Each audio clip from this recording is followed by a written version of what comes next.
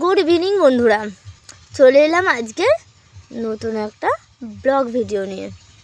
আজকের ভিডিওটা হচ্ছে আমি গেছিলাম একজনের উপনয় মানে কে কি জানো জানি না। উপনয় মানে হচ্ছে পৈতে, মানে ওই যে দেখছো ছোট্ট ভাইটার আজকে পৈতে হচ্ছে। ছোট্ট ভাইটার পৈতে উপলক্ষে আমি কেন গেলাম? হ্যাঁ, ছোটো ভাইটার বাবার কাছে আমি যখন আমি স্কুল লাইফে ছিলাম আর কি, পড়তে যেতাম, সেই জন্যেই আমার নিমন্ত্রণ হয়েছে একার। এখানে মা বা বাবার কারো হয়নি, শুধু আমারই হয়েছে, সেই জন্য আমি একা একাই চলে এলাম। প্রথমেই এসে আগে পুজো চলছিল, সেই জন্য একটু ঢুকলাম, ঢুকে দেখলাম যে কি বলে ভিক্ষে টিক্ষে কী সব বলে, ওটা দেরি আছে। ওই জন্য আমি কী করলাম, বলি চলো তাহলে আগে খেয়ে চলে আসি। খেতে এলাম, বসে দেখলাম খাওয়াতে বসাচ্ছে বলে বসে গেলাম।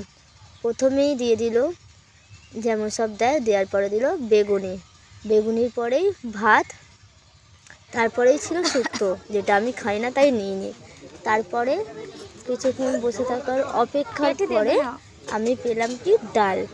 চলো ডাল দিয়ে ভাত খাচ্ছিলাম। তারপরে চলে এলো এঁচোড় চিংড়ি।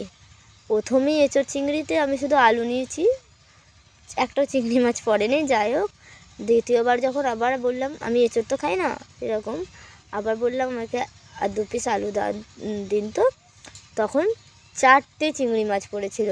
যাই হোক, তারপরে ছিল কাতলা মাছের কারি, আর আমি ছোটো মাছের অম্বল খাই না।